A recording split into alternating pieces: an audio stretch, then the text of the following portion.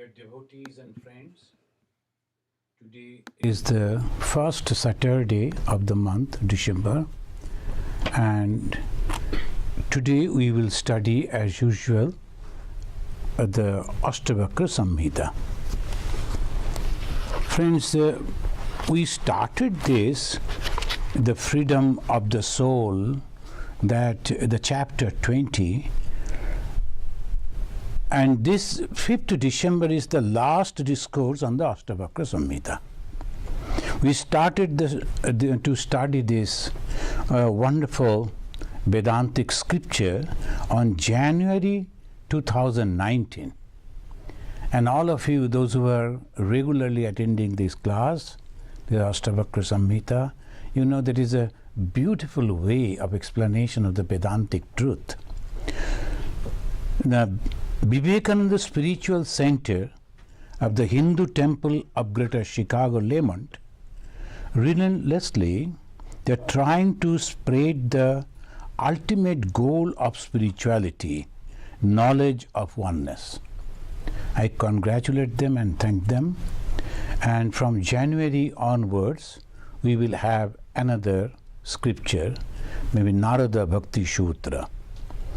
But let us begin today, as usual, by reciting from the Astavakra, the first chapter, 12th verse. Atma Shakshi Vibhu Purna Eka Mukta Chidakriyaha Asango Nispriha Shanto Brahmat Samsaravaniva.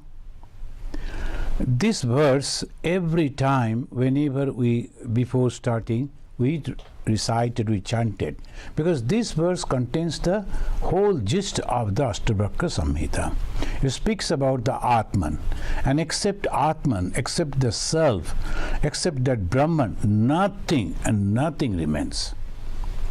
We will touch that 20th chapter, and that is the song of the soul, and there we will find the same idea. The self is the witness, Atma Shakshi. The Shakshi is observing that much and not doing anything. And Vibhu Purna, and is all pervading. There is not a single place where it is not there. It cannot be, because except this, nothing is there. And it is one without a second, Eka. It is Mukta, it is free. It is Chit, it is consciousness. Akriya, it is unattached. Asango, it is desireless. Nispriha, it is quiet. And Shanta, desireless and quiet. Through illusion, it appears as if it is of the world, bound by the circle of birth and death. This last part, Brahmat Samsaravaniva, that is also denied.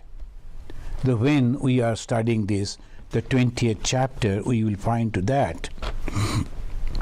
This knowledge is known as Advaita Jnana. Advaita means Advaita. Again and again I explain. A means negative, Dvaita means two. Advaita, no two, only one. And what is that one? That is consciousness. The thing that is all pervading, something that is all pervading, cannot have any form. So obviously without any form.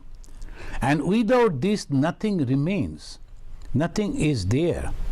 So asanga, it is completely free from any company. It is completely free. It is all alone. And this knowledge is called Advaita Jnana.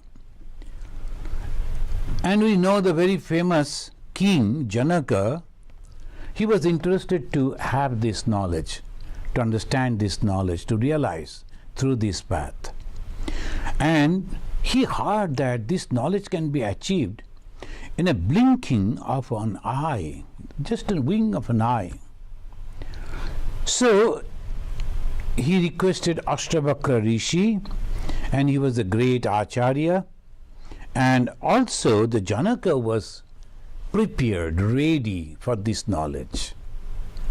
And we know that story, those who are following this regularly, you know, the Janaka forgot his complete body, mind, and the environment, and he lost his ego. There was no avatar of an ego in him, in Janaka.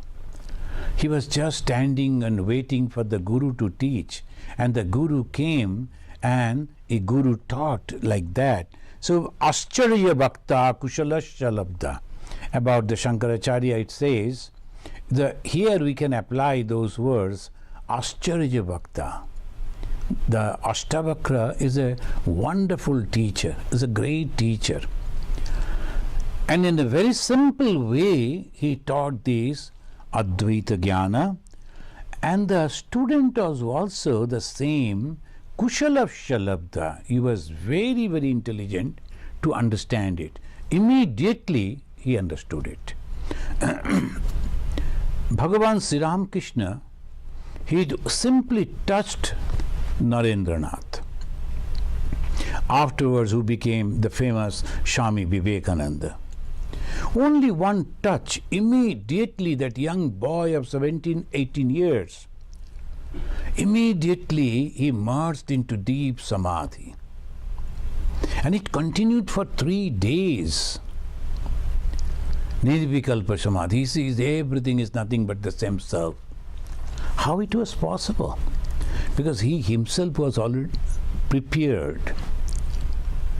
If the field is not ready, if there is a stones are there and the grasses are there, weeds are there, if you sow the seeds, it won't properly give the result.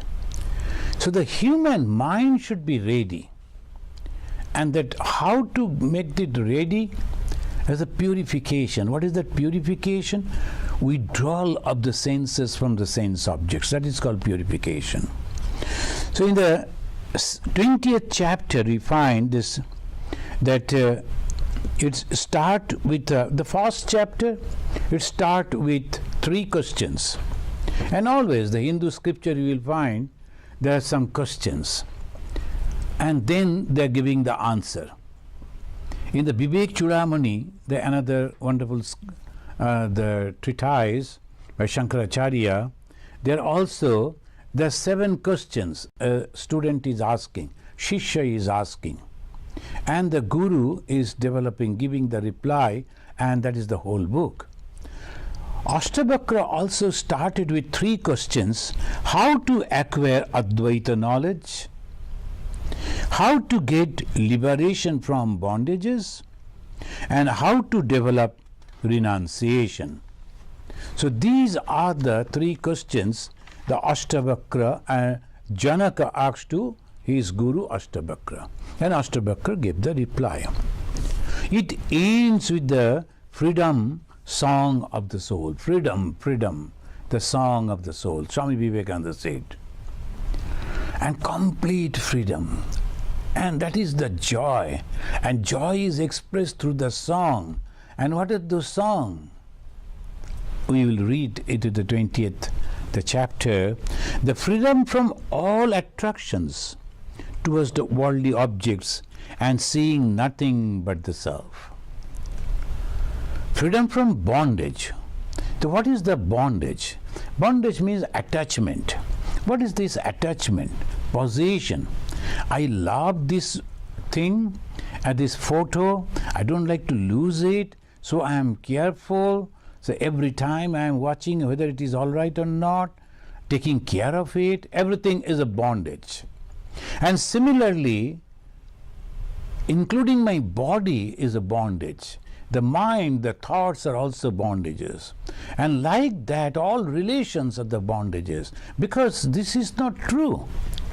And because of this bondage, we sometimes get a little joy because of the company. I am thinking that I am getting the joy, and most of the time I suffer The husband and wife, they love each other, but jealousy is there. Where the husband is going, is attracted by someone else, the wife is thinking, and constant pain. Husband in other way also thinking in that way. A rich man is thinking whether his property somebody else is taking away or not. And maybe a king always afraid whether his throne will be taken away somebody else. Each and every one is afraid because they are attached to that particular thing. That attachment is the bondage, and that bondage gives only pain and nothing else.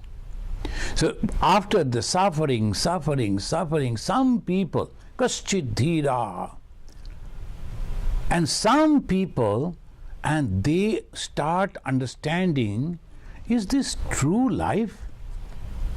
Where is the freedom? Why I can't withdraw my mind? Why I have to think in this way? So this is the process, the three questions that he asked, and this is called the freedom. Freedom means no attraction towards the worldly objects, and the complete realization that the self is Brahman. Aham Brahmasmi. Aham means the self. Brahmasmi, I am that Brahman. And Brahman means all-pervading consciousness. It is pure consciousness, undivided, all-pervading, undifferentiated. Rishi Astavakra teaches in very simple but direct terms. Freedom and bondage are purely mind's creation. Friends, this is the very higher step, very high stage of the philosophy. Of all the philosophies, of all the explanations, all the understanding, this is very, very topmost, we can say. What is that? The freedom and bondage, both are mind's creation. Now you have to close your eyes and ponder over this word. Even the freedom is also mind's creation. Bondage we can understand. Yes, bondage, I am thinking that this is a very good thing, I must have this. Without this I cannot survive. It is all bondages, my mind's creation through ignorance. Okay, we can understand. But about the freedom, I am Brahman, that I like to realize that Brahman, that is also mind's creation.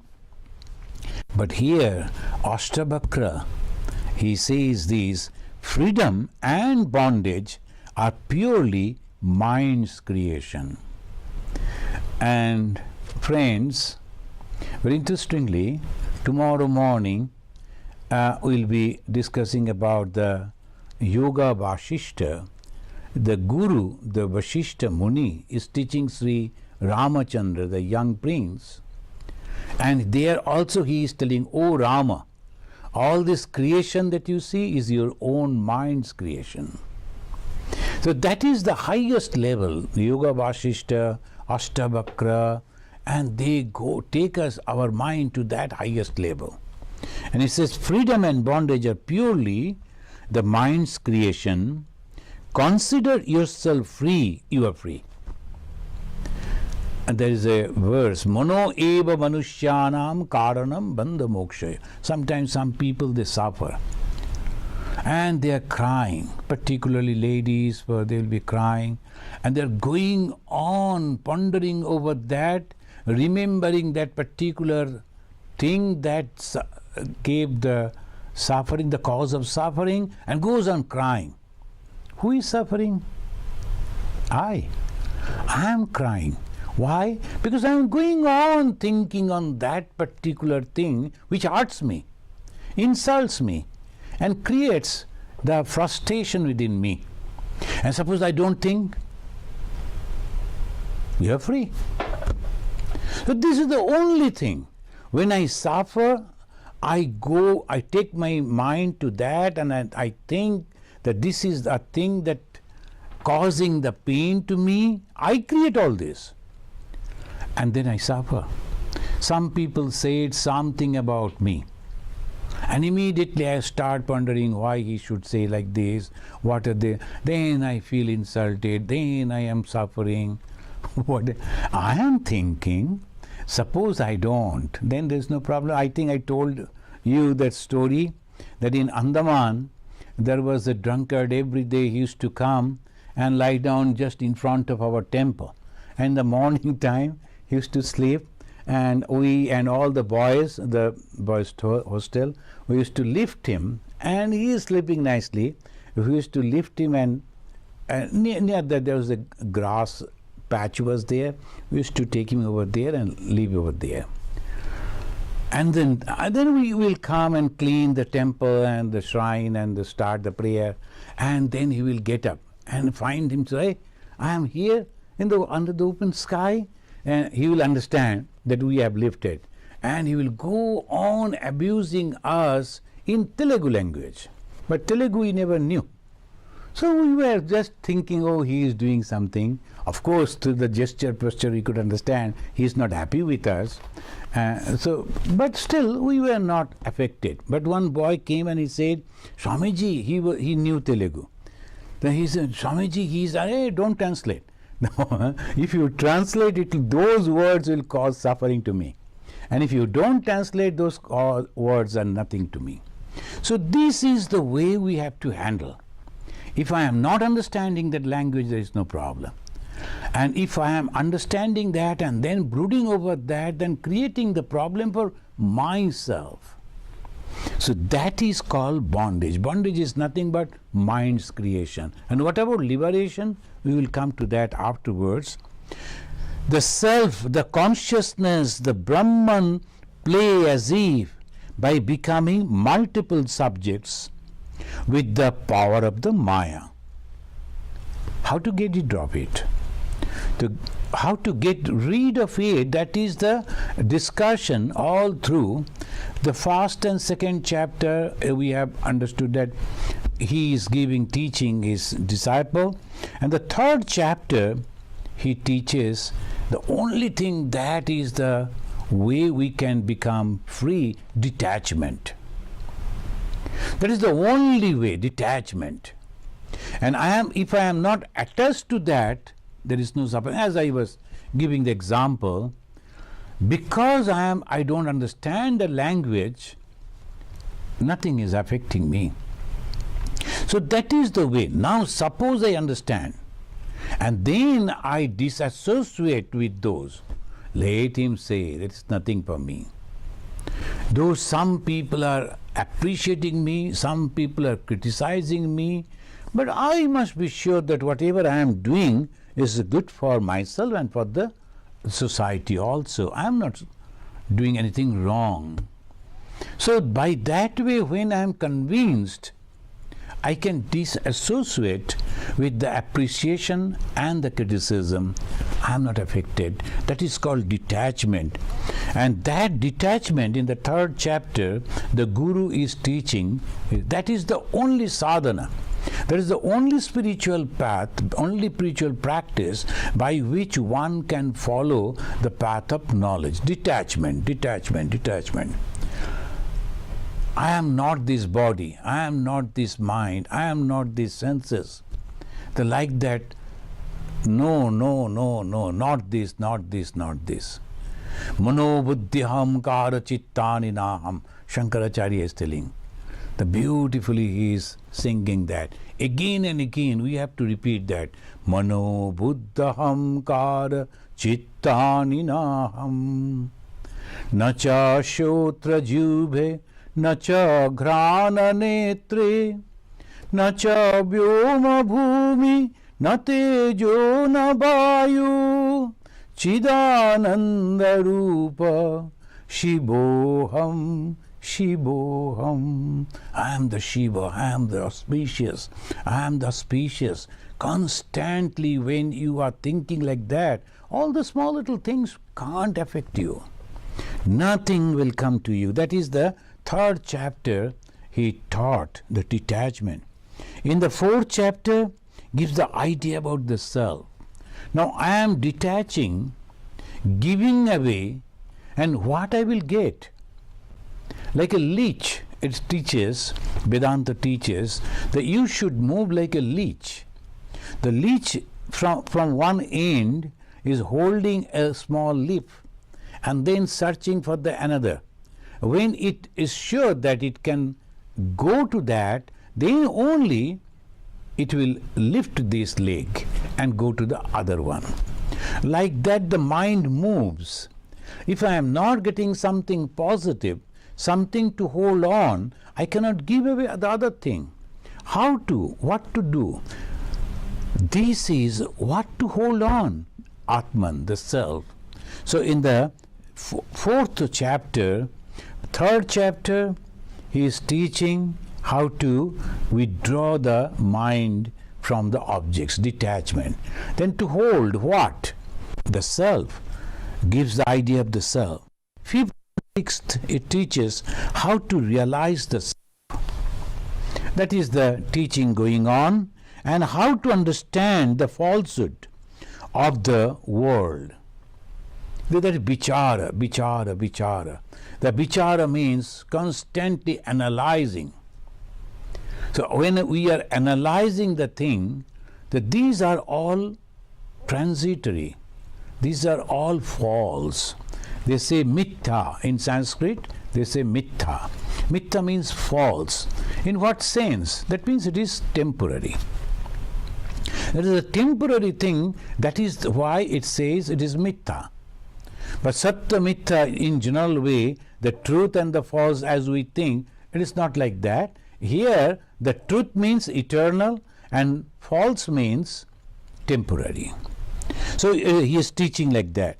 Seventh and eighth affirms the truth and falseness of the psychological world. Even manasika. In the manasika bhava, sometimes we are attached. After the retirement, an old person sitting on a chair and looking vacantly before to the sky. Do you think he is not thinking anything? Yes, he has a world. All the whole life that he has spent, he is now throwing on that sky and imagining. That is psychological world. There's a lot of attachment into that. And if you go to the people's house, you will find so many pictures, the photographs, they will be all hanging from the wall. And this is the time I was young, I got the graduation certificate, and then I am joining in the office. This time I married, and these are the children. Children are growing up, and their families, they are married to this lady, so the whole wall is full with that. Not only that, I have seen they will be keeping those photos at the stairs also. When you are climbing, going on the upstairs, they will be keeping all those. Constantly remembering the family, family and family. Why? That is so true to them. But at the same time, the old man sitting on a nice couch and looking and thinking, all those things, are they there? No.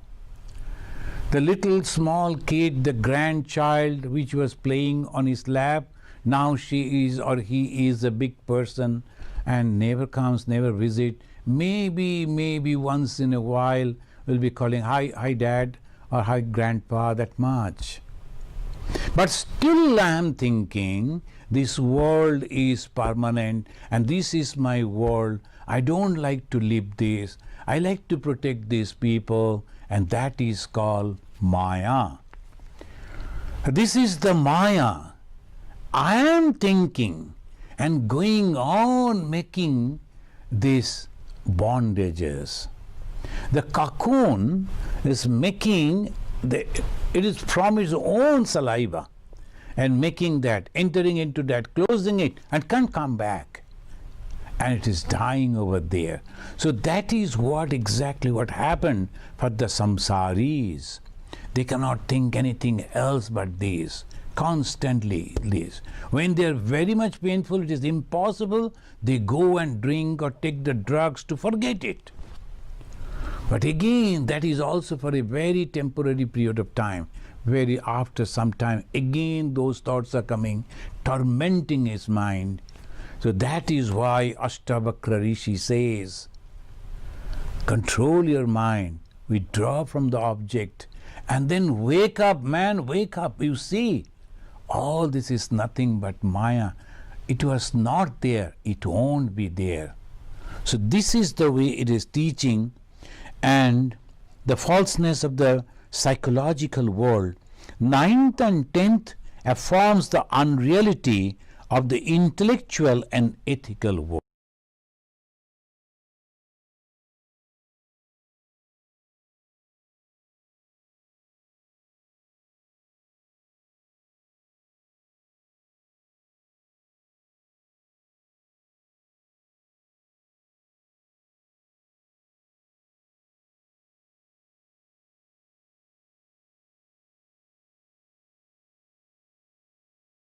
That is also, some people will think only this is the God and no, there is no other God.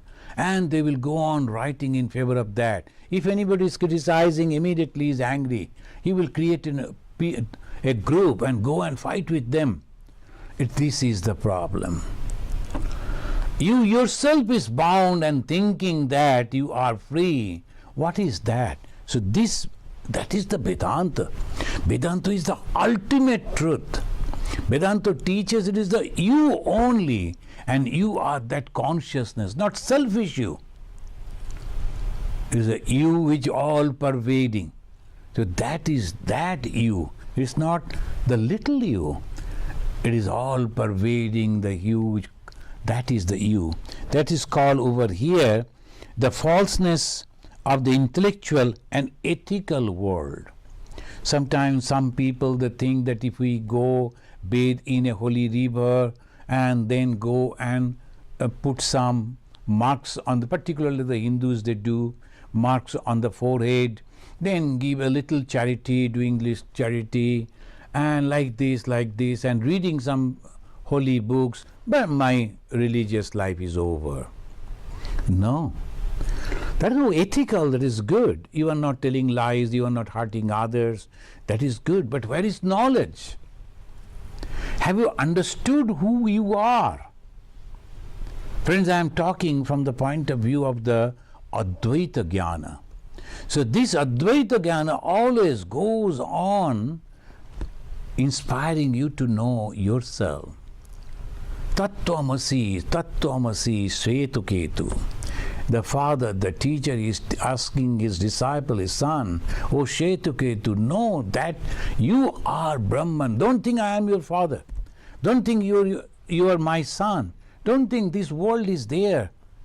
Don't think that you are very holy person just because you are reading some holy books and meditating and doing this and that. Nothing. Unless and until this realization, the complete realization is coming. Friends, that also is bondage. We will come to that. That is also bondage. That's why Astavakra Samhita that we are studying, for us it is only for knowledge. But to practice, we have to make ourselves ready. Then only we can practice through this path. So this only for the knowledge you are studying. And 11 through 14 chapter helps to prepare for the journey. Here, if we read, we will learn how to prepare ourselves for this journey. 15th chapter insists the student to understand the real self. Now here, the thumb rule comes. No, don't think anything else. Forget about meditation. Forget about the puja. Forget about doing these and that and chanting the Bhagavad Gita, nothing. And only one thing constantly, it will go on burning within you, that you alone exist. Aham Brahmasmi, you alone exist. I am that supreme Brahman. I am the supreme consciousness. And all around me, whatever is happening, it is nothing. I am just imagining that some same things are happening near all this way. No, nothing. So that is the unique way.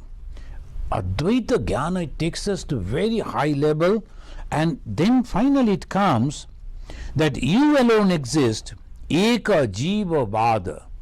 The vada means the theory, and one subjectivity theory. Only one that remains, that is me. And this me, of course, not associated with the body and mind and name and form. No. Sarva dharman parityajya mamekam sharanam braja. When the Lord Sri Krishna, he is asking, or the Jesus is telling, I am the path. And that doesn't mean that Jesus into that form, but the ideologies. What are the ideologies? Blessed are those who are pure in heart, for they shall see God. And hey, Jesus said that Jesus is the only path. If anybody else is doing something else, let us go and burn them. Wrong. Misunderstanding, ignorance. And if the Hindus, they say those who are following the Krishna, accept Krishna, if anybody is worshipping others, go, let us go and fight with them. Ignorance. This I means is not that Krishna in the form or the Jesus in that form. This means that ideology. What is that ideology? Each and every one is nothing but the manifestation of the same divinity. And from there, when we see different beings, even that is also multiple things.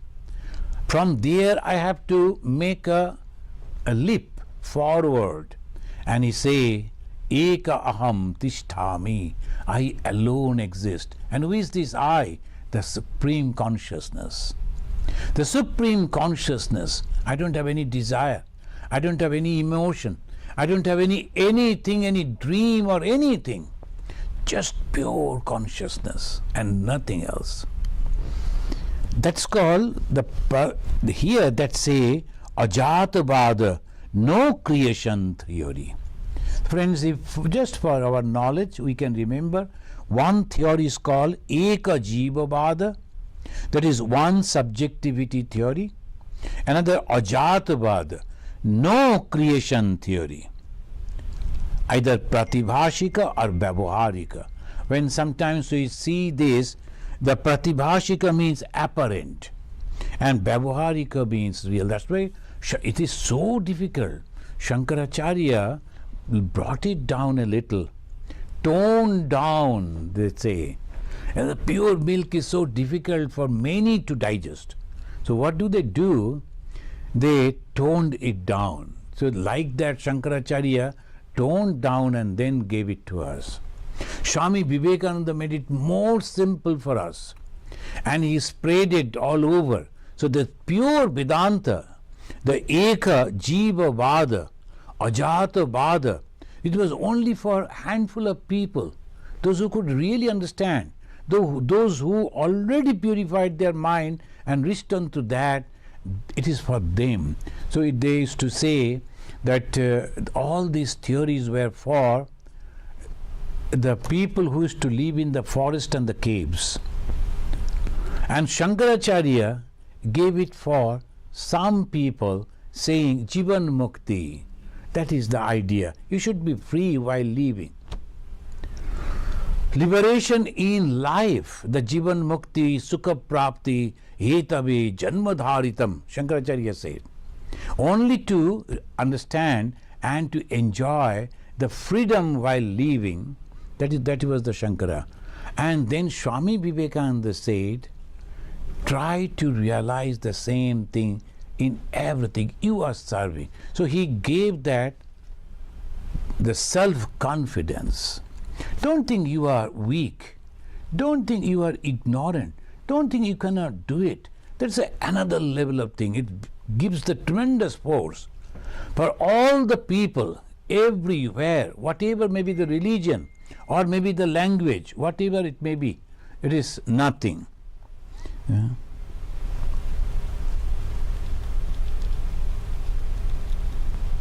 No.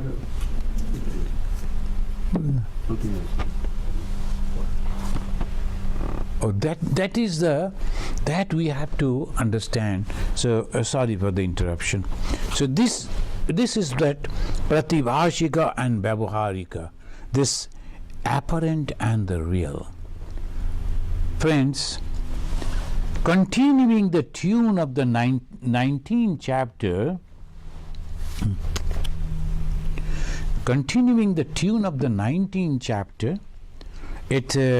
where the disciple, now a realized soul, announced without hesitation, I live in my own glory.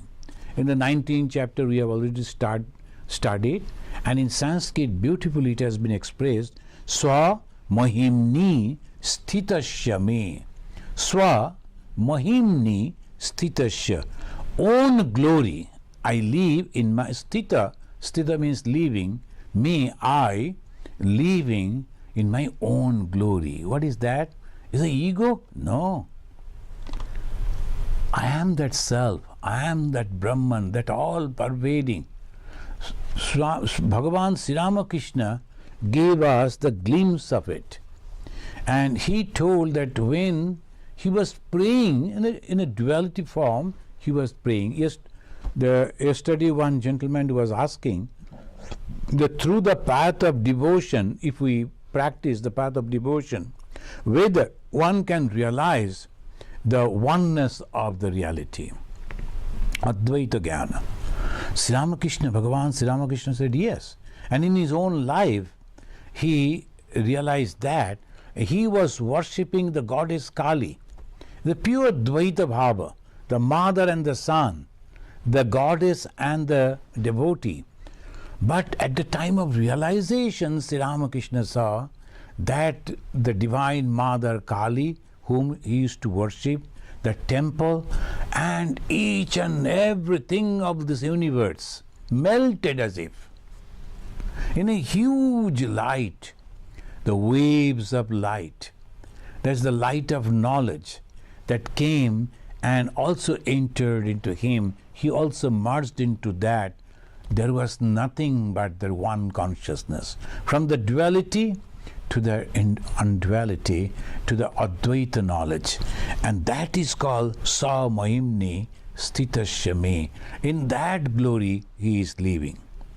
And then it's in the 20th the chapter, the first verse, it says, Ka bhutani, ka dehi, ba ka indriyani, ka ba manaha, ka shunnam, ka cha nairashyam, matsarupe niranjane. And beautifully, now he is concluding, the self is taintless, niranjana. Anjana means the taint. Anjana means the black shoots. Anjana. Niranjana is taintless. That means no desire at all. What is that tainted us is our desire. And when there is no desire means there is no ego. And when there is no ego, I am that Supreme Brahman. The ego-free mind is nothing but that Supreme Brahman. That's why Bhagavan Sri Ramakrishna said, Ami mole ghuchibe janjal. In Bengali he said, if I can remove myself, the ego, then there will be no problem. Janjala means problem. The trashes, everything will be clean. What is the problem? I. Who is this I? We do not know. But we are so boastful. We are so associated with that I. Though if you ask them to explain, no one can explain what is this I. So this it says, Mat Sarupe Niranjane, and there is no desire, and desire free the condition is my real nature. The self is taintless, no desire, and that is our real nature. When one realizes this truth, then to that realized soul, elements, that is called the bhutani. Bhutani means the elements. You know, the Hindus, they believe, our Hindu philosophy, the Panchabhuta. What is the Panchabhuta? Shiti, Apa, Tej, Marut and Boma. The Panchabhutani. Everything is nothing but the mixture of these 5 elements. The Bhuta. Panchabhutani. Shiti means the earth, and it goes in that way. Apa means the water, Teja means the fire, Maruta air, and the Bhoma the space. These are the 5 elements. Out of these 5 elements everything has come, but when I realize myself, these 5 elements also vanishes. It never remains. Ka bhutani, where is those elements? Ka dehi, where is the body? Body is also not there. Kacha indriyani, and when the body is not there, no question of all the organs. Kaba manaha, and then how that subtle mind who is cognizing, who is thinking, who is analyzing, who is deciding of that, all those functions. So is repeating that. It was not necessary, but is repeating to give an impression in the mind, nothing remains. That means those things whom we think that is our or my own, my mind, my body, and my all these indriyas, my sense organs, nothing remains, because the basis also is not there, elements are not there. Then where it goes? Shunya. Some people, some philosophers, they say it is all void. That is also denying. Astavakra and the Janaka, they are denying it. Ka shunyam, where is the void? There is nothing, it is full with the consciousness. There is no question of void. Kacha nairashyam, the despair. The sometimes if I am not having these or not satisfied with these, the despair come. That is also not there, no despair. Matsarupe niranjane. Matsarupe, in myself, tentless self. So it is that similarly, body, organs, mind, everything goes away. A liberated in life, Jivan Mukta, sees everything but do not feel any attachment or aversion. Now, as Jivan Mukta condition, what happens? He is living, he is surviving, he is now in the whole world moving around, but he is not attached to anything. Why? Because for him that time, all those objects that we see, he also sees, but sees in a way as we see the magician's created things. When you see the magician creating so many things, we also look at that, we also see that, but never feel attached to that. Those who feel, they are really fools. There is nothing, it is not true. So naturally by that way, no attachment and this shunyam. Therefore the world is not shunya, not void. For the Jivan Mukta, he, she never become hopeless or the despair, nairashyam.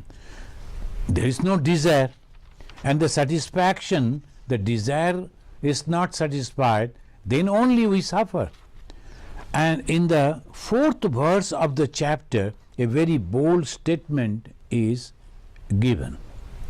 The 4th verse of the chapter says, Ka prarabdhani karmani jivan mukti api kava ka tat videha kaivallam sarvada nirvisheshasya ka.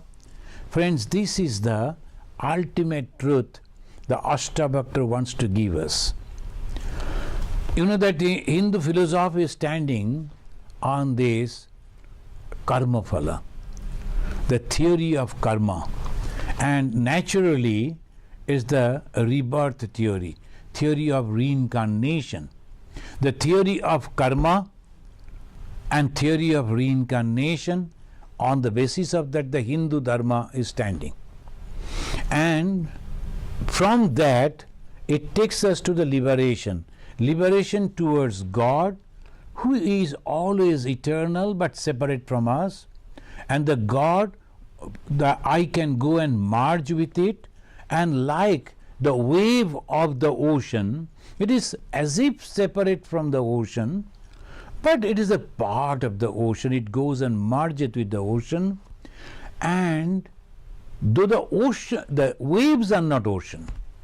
This is the another thing. The first is the pure Dvaita, dualistic. The God is separate and I am separate. Second is I am part and parcel of God, but little separate. That is the wave. And the wave has a different name. It is a wave. No one say it is the ocean. The big waves are coming. We don't say the ocean is coming. We say the wave is coming. But the wave is nothing but the ocean. But that same property, the everything, that salty water, everything, but still it has a form, it has a shape, and we give the name. Oh, that is called the wave. And when that wave is coming and again merging into the water of the ocean, it is becoming ocean. But we cannot say the wave is the ocean. Can we say? No. The same way one can go and merge into God but cannot become God.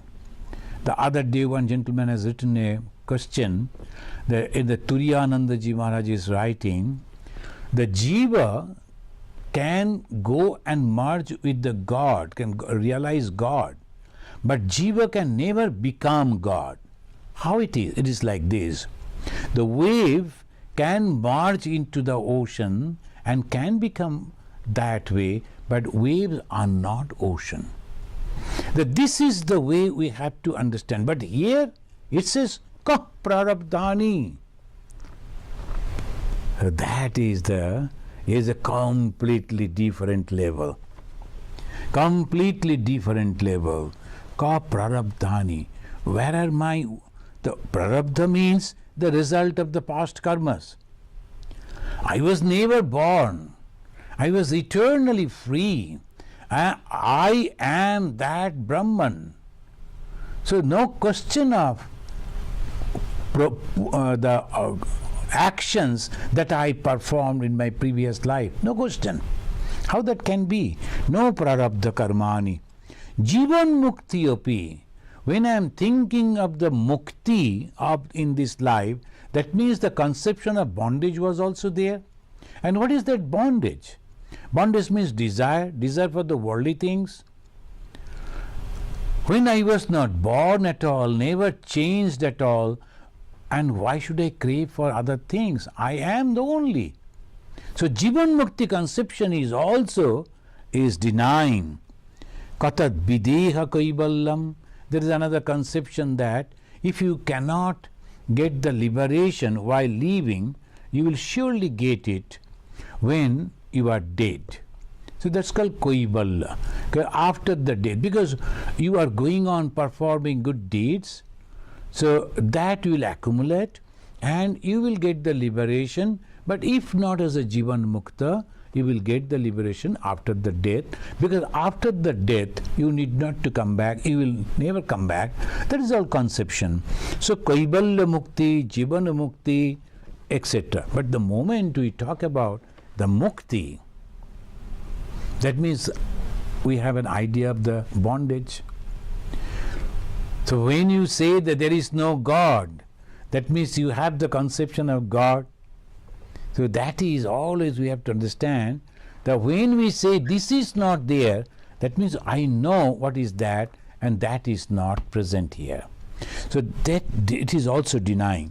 Kaivallam sarvada nirbisheshasya.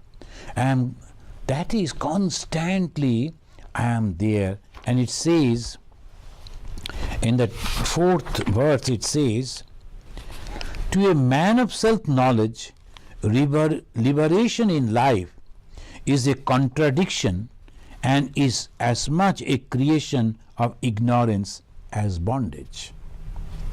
Liberation in life, what Shankaracharya, he gave that idea to us and says, Jivana Mukti Sukha Prapti. Only to enjoy the liberation while living.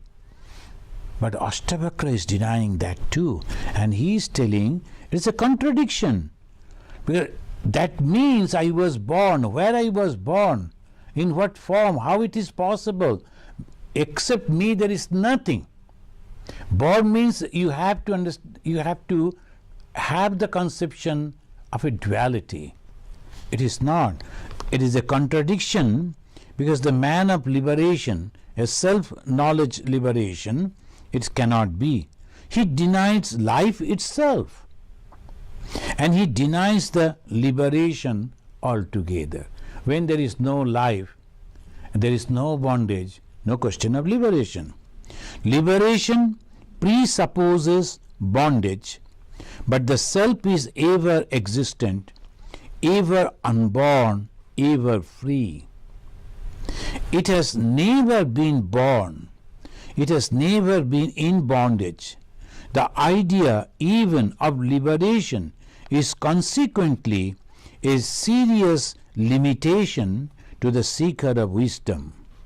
So that is the same truth applies to the liberation in death, kaivalya. The same way the argument goes, in which state the self is permanently dissociated from the body. But the idea of such emancipation also presupposes the truth of body and of bondage, and therefore goes exactly against the true nature of the self. So that is why he says, I am not born at all. So this is called the Jivana Mukti, Videha Mukti, all denied. So this way we can think of how it takes. Now in the last verse of this chapter, the 14th verse, it says, and the 14th verse, where is existence? Where is non-existence? Where is unity? Where is duality? What need is there to say more? Nothing emanates from me. Astavakra concludes over here. In the 14th chapter he says, Kaschasti kachaba nasti kasti choikam kachadvayam buhunatra kimuktena kinchit na uttishtate mama. Astavakra concludes his teaching and his philosophy is reality of the self alone. There is no world, nothing exists besides the self. There is no appearance even, for the appearance is brought about by ignorance. And the negation of appearance can only take place in ignorance. This is knowledge and ignorance. What is knowledge? Self alone exists. Bhagavan Sri Ramakrishna said, the knowledge of the one is true knowledge, and knowledge of many is ignorance. With this definition, we can understand very clearly knowledge of one. And if it is one, who is going to be liberated and from what? That is exactly the argument of the Astavakra. Astavakra does not recognize ignorance either. But the assertion of ignorance implies the existence of something other than the self. He does not recognize either bondage or liberation. Thought creates bondage, and liberation is consequent on the thought of bondage. True knowledge transcends this cobweb of thought. In truth, there is neither bondage nor liberation. These are only states of mind. The self is ever free, unaffected by any state of mind. Astavakra, so according to Astavakra, there is but one reality, the infinite, indivisible self, which is knowledge absolute, bliss absolute. The realization of the self is the only samam bonum in life. It's the only fulfillment. Thank you, friends. Here we conclude the Astavakra Samhita, and sometimes we call it Astavakra Gita. And it is the oldest the treatise, you can say, and it is a very high Advaitic philosophy where it denies even the bondage or liberation of all the karma and all those things. And that's why I was telling, if some of us are ready to understand this and to start practicing, no, that is very good. But if we are not ready, when we are thinking about ourselves, we have the body consciousness, we have ego, now we have to prepare ourselves then. And how to prepare? That the Hindus, that's why the Hinduism is so broad.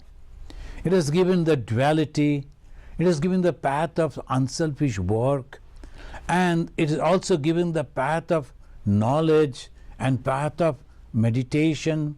So by one or the combination of all that, we should go on preparing our mind, and at the final end in that, it will come, I alone exist and nothing else. And I am thinking, this is my family. I am thinking that they are my foes, my enemies. I am thinking. Is it not that I am creating my own world? Thank you, friends. Is there any question? So the first question is from Animesh Sarkar. He is asking, for purity of mind, should one suppress thought for not entertaining karma associated with this thought, or thought should be let go as it came in subconscious mind? Actually, this Animesh Babu, that you were asking that how to purify the mind. The purification of the mind means that is very, very, very, very important. Without the purification of the mind, one cannot get anything in the spiritual world. And what is that purification? Detachment from the worldly objects, that's all. Is the God in one side and His creation, God's creation, this world, in another side. Now, if we withdraw our mind from His creation and goes to the God, that's called purification of the mind. And you can do it in any way. And in Sanskrit it called it tapasya.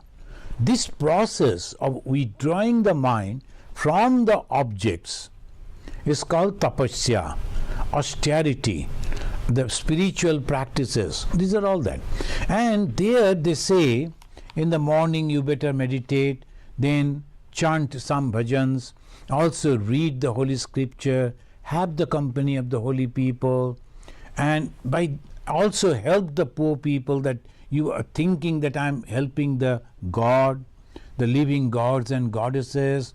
These are the actions, the practices by which one can slowly withdraw his mind, means lessen his ego. I have earned this money, now I am sharing it with someone. Your ego is less. And when you are sharing, there you go, and with a folded hand you are offering it. Your money, but you are giving it with a very humble way. That means your ego is going down. That is the only way we can purify our mind. And without the purity, we cannot understand anything. And when we will understand that I am pure, my mind has become pure, my mind, it will start loving each and every one, and it will become very unselfish. So that will be the idea, that will be the criteria to understand, the yardstick to understand that my mind is becoming purified. Thank you. The next question is from Sanchita Devnath. She wrote it in Bengali.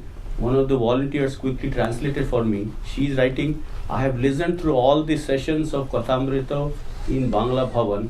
I still go through them. They have brought considerable changes in my life. In the past, I used to feel depressed quite often. These days, I feel a sense of happiness all the time. Many thanks to you. Thank you. Thank you. You are getting benefit by listening to the Gospel of Sri Ramakrishna that I deliver in Bengali. That's very good. Of course, it is not my credit. It is it all goes to Bhagavan Sri Ramakrishna. He said all this. He is the God. I only read and then say those things to you, according to my understanding. Thank you very much. The next question is from Anandita Chakraborty. She's saying, can you really detach when you are responsible or accountable for something? Is it only the results that you need to be detached to while giving all your efforts towards work? Very good. That's a good question. When you are working or you are responsible for some project and you cannot detach yourself, that is not possible. That's why this is the sannyasins, they are supposed to practice this, the detachment. But for the grihis, they should give up the result.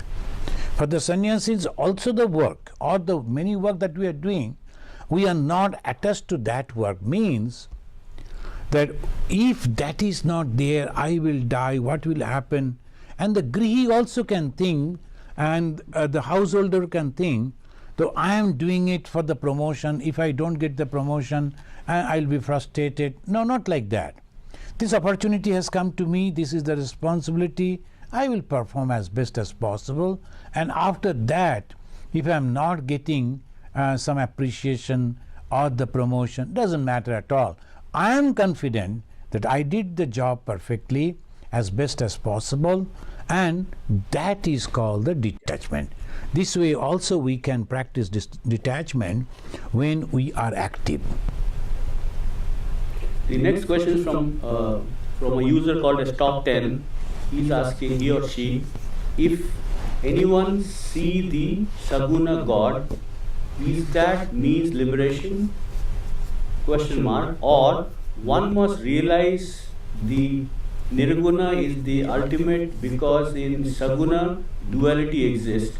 Shankara and Ramanuja are parallel, never coincide. This is the top 10, you are correct. They say that when someone is going towards the duality, what they are thinking. The Sarupya, Sayujya, Salukya, so all those, you must be knowing that. So they don't want liberation. The one who is wanting liberation, he will never go to that. Rather, if he is praying to the God, of course, as Bhagavan Sri Ramakrishna said, and I 100% believe in the words of the Bhagavan Sri Ramakrishna, if he said even the Advaita Jnana can be achieved by worshipping the God. And if you go on praying, oh God, please give me the Advaita Jnana, the knowledge of the oneness, that also you can get. It depends on the person, with what attitude or what goal in mind he is practicing spirituality. The next question is from Sima Vishwas. She is asking, is rebirth true? Shimaji, yes, rebirth is true because the Hindus, the Buddhists, they all believe that karma phala is there. Otherwise, you cannot explain why some people right from the birth they are suffering, and why some people right from their birth are enjoying. You cannot explain, and nothing is accidental. Something, whatever is happening, must be some cause and effect. But when you see the effect, and we can imagine the cause also. So that proves that there is birth before this birth also. Thank you. The next question is from Tuhin Kana. They are asking, did Astavakra denounce Karma Bada? Oh yes. Astavakra, for him there is nothing. Forget about the karma. There is the birth itself. Nothing is there. So it is very difficult, that very, very difficult even to imagine that highest level of Advaita. There's really Gaudapada, even before Gaudapada is Astavakra. Gaudapada, he denied that, he said that I am not born at all. So naturally, why I am going to meditate, why I am going to worship. That is the highest level of Advaita. Unless and until we are purely that supremely attached, concentrated to that purity, I don't think it will be impossible to even to understand intellectually also. But we just read, and that is the level, highest level, no karma bada for the Astavakra. Tuin is also asking which translation of Astavakra Gita we were following. This is actually Swami Nitya Swarupanandaji, who is the founder of the Ramakrishna Mission Gold Park, Calcutta. He translated it, the Astavakra Samhita, published by Advaita Ashram, Calcutta. The next two comments are from Sunila Hasur. She's saying, thanks a lot, Swamiji. And her second comment is, Narada Bhakti Sutra that you are planning to teach us next year will be a great beginning to train our minds. Thank you, Sunila. And this is Sunila Hasur, friends. Many of you know her. And she was in charge of the Vivekananda, the center, spiritual center. And she organized all this, and so nicely she always contacted, and then sending out the flyers. Thank you, Sunila, and may God bless you. And yes, from the January fast again, the first Saturday of every month, now I am thinking to read along with you people the Narada Bhakti Sutra. It's a wonderful scripture, Narada Bhakti Sutra. Bhagavan Sri Ramakrishna, he referred to this book again and again. Well, it's a long question from Madhumita Kaur. She's saying, enlightenment is not at all, liberation is not everything, Jivan Mukta state is not all, the realization of the self is the only one which is left. Total alone state, how can we live in that state while we live in a family, because we have to do all our duties at the same time? Correct. You should not. That's why Bhagavan Sri Ramakrishna again and again said, those in the life of the householder should not practice Advaita knowledge.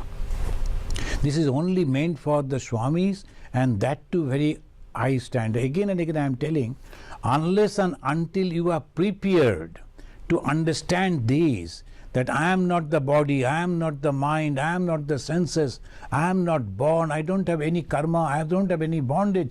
That is different. We just read and it is a knowledge, academic knowledge. That is all right. And for the practice, as Bhagavan Sri Ramakrishna said in the Gospel, we should practice that. Thank you very much. Well, the last two, many people are asking for your blessings. There is one, Tara and Adam from Canton, Ohio. So they are saying, please pray for us. And then there is one other. Hi Tara, I really remember you always. I pray for you.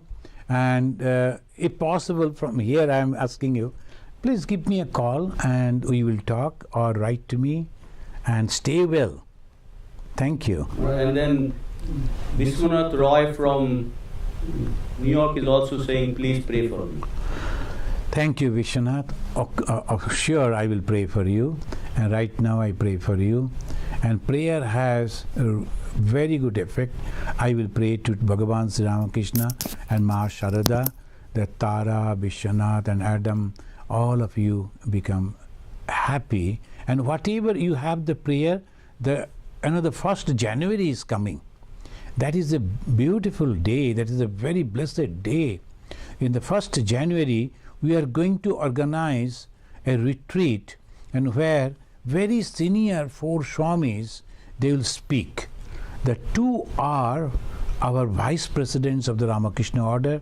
One is a very, very knowledgeable person, Swami Ishatmananda, and another Swami, all through his life he practiced Advaita. Now he is in Moscow. So they 4 will speak. If you go to our website, you will find that you can register, and that is 3 o'clock, 1st January, 3:10 exactly to specific, the 3:10, when Sri Ramakrishna blessed each and every one. Just before his death, he blessed, he manifested, and he broke all his human the coverage, and then manifested as the divine and blessed. And he blessed only the householders. So that is the time one should pray. With a faithful heart, if you pray, regularly if you pray, I am sure your prayer will be answered. So let us say Shanti 3 times and we conclude. Om Shanti, Shanti, Shanti. Harihi Om Tat Sat.